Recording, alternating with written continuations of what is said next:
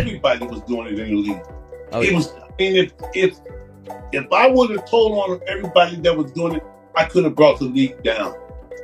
If that's the only thing that you're thinking about doing, is getting high. It had Everybody was on. It had white because it's like a fraternity, you know. It's just white. These are the NBA legends who lived through one of the darkest periods in basketball history, and now many of them are finally speaking openly about what really happened during that time. This was not a small controversy quietly hidden in the background. It was a serious crisis that nearly destroyed the league from the inside. Between 1978 and 1986, reports estimated that anywhere from 40 to 75% of NBA players were using cocaine. That means nearly half, or possibly even more, of the entire league was caught up in the problem. Some players were reportedly even using stronger forms like freebase cocaine.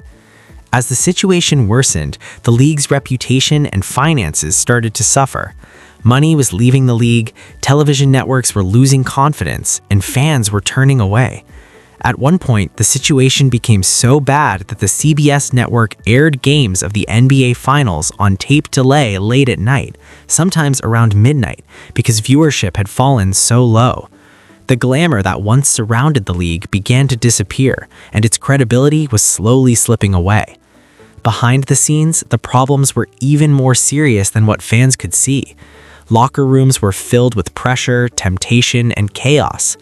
Now, the players who managed to survive that era are beginning to tell their stories. They describe what it was like to be part of teams where drugs were common and the environment was difficult to escape. One of the most notable voices is Spencer Haywood, a Hall of At the time that I got caught, everybody was doing it in the league. Oh, It yeah. was, I mean, if I would have told on everybody that was doing it, I could have brought the league down. But I kept my, mouth closed. Drugs was big, not just what you was doing, but drugs was big in the league, period. Oh, it had Everybody was on. It had white because it's like a fraternity, you know. It's just white through us, man. When I got to New York, you just start hanging out, meet, like different people, and like one thing leads to like another. You know what I mean? You get out and you get to start partying. Got to want you, try this and try this. Okay, good. I'm gonna try it. And that's how you get into it. You know what I mean? I was piping, man. Yeah. Shit. Free base. Hey, man, what do I want to snort for when I got free base? Right to the money. Straight to it. These are the NBA legends who lived through one of the darkest periods in basketball history. And now many of Michael Ray Richardson was another elite talent during that era. A 4-time All-Star, he led the league in steals 3 different times and was known for his electric play on the court. However, the headlines surrounding that time do not tell the full story. John Drew became the first active player in the NBA to receive a lifetime ban from the league. Then, in January 1986, Richardson became the second player to face the same punishment. Just 1 month later, in February, it was clear that the league had reached a breaking point. These stories are not simply cautionary tales meant to scare young athletes. They are first-hand accounts from players who lived through a time when cocaine use had become disturbingly common inside locker rooms. Much of this period was documented in the book Showtime by Jeff Pearlman. What many fans fail to understand is that the problem went far beyond a few individuals making reckless decisions. The culture of the league itself had begun to crack. The drug had become so normalized that players were reportedly dealing with each other before games, even during warm-ups. The foundation of the league was slowly eroding, while Commissioner Larry O'Brien struggled to keep the situation from completely collapsing in the public eye. Richardson later explained that the problem was not simply about weakness. According to him, the substance was often presented as something that could enhance performance for athletes chasing fame, money, and the non-stop nightlife that came with professional basketball. Spencer Haywood also described how quickly the problem spread. Once it entered the circle, it moved fast. It was not isolated to one team or a few players. It seemed to be everywhere, and the damage extended far beyond what appeared in the box score. By January 1987, the consequences were becoming impossible to ignore. The The Houston Rockets lost both Louis Lloyd and Mitchell Wiggins to lifetime bans. The impact was devastating. This was a team built around rising stars like Hakeem Olajuwon and Ralph Sampson, a roster that many believed had real championship potential. That promise was suddenly torn apart by scandal. And Houston was not the only team affected. David Thompson of the Denver Nuggets, the same player who once scored an incredible 73 points in a single game, also saw his career unravel as he battled similar struggles. False impression, like I can handle it, I can do this, and I can, keep doing what I'm doing on the basketball court. Right. But like after a while, just catches up with you because you like get so wrapped up in it. Is that's the only thing that you're thinking about doing, is getting high. Wood, we need you, baby. We need you. And I was like, I got you, brother. I got you. And he said, like, look at this film here. You see, I dropped that pass on you like this. It's missing your hand. You like you drop it.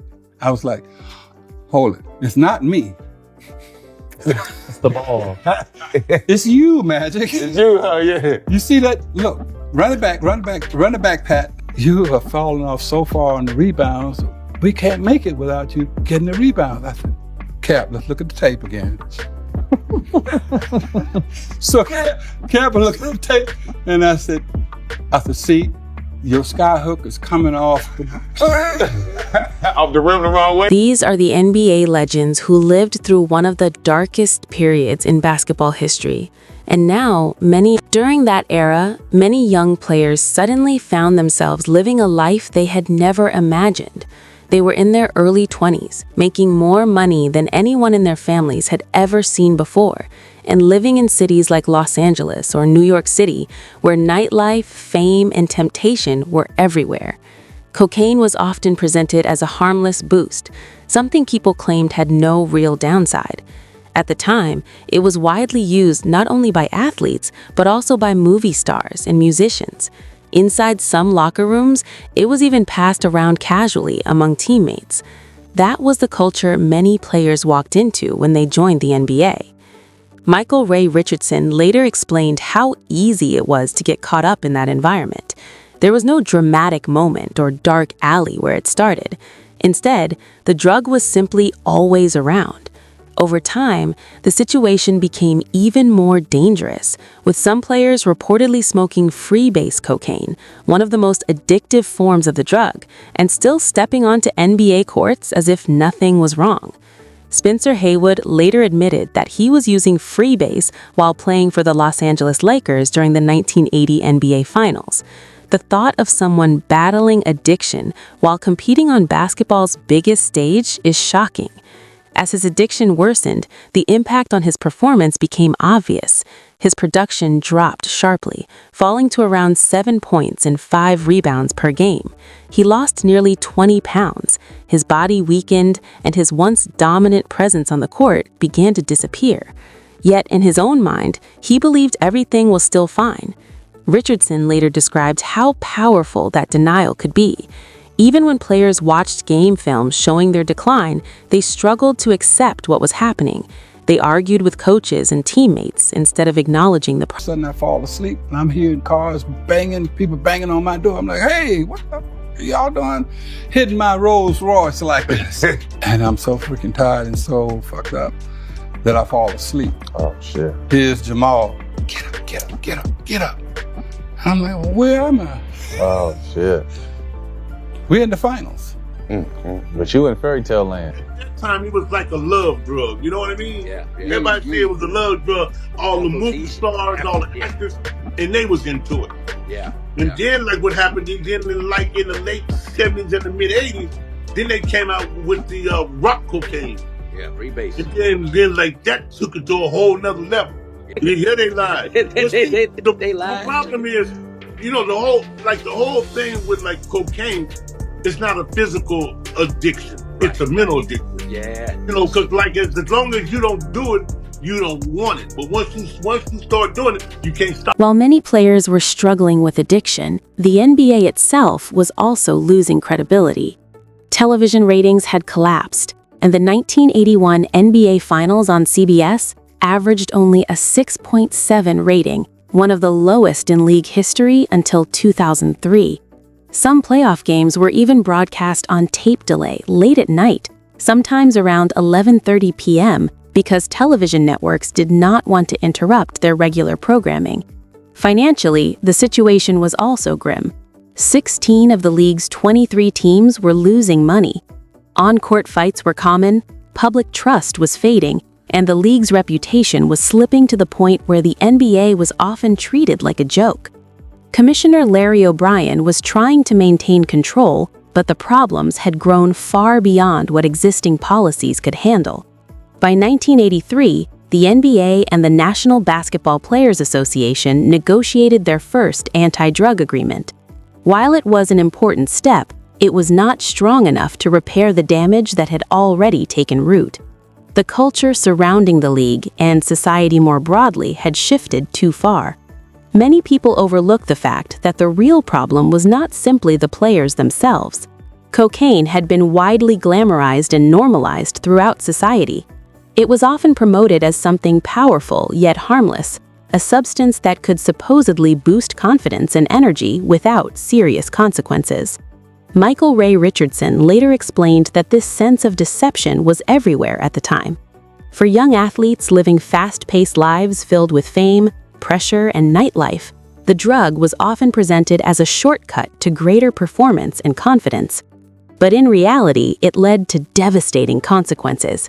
Careers collapsed, reputations were damaged, and the future of the league itself nearly disappeared before it found a way to recover. One of the most surprising aspects of that period is how the media often portrayed cocaine. Instead of warning about its dangers, some outlets actually promoted it. Publications such as Newsweek ran stories describing it as a wonder drug, claiming it could sharpen thinking, boost confidence, and even improve personal life, while downplaying the risk of addiction. That message was being delivered directly into homes across America. As a result, when young NBA players entered this environment, drug use was not always framed as reckless behavior. The loss of one young athlete ultimately helped reshape federal policy and showed just how serious the crisis had become, not only within basketball, but across society.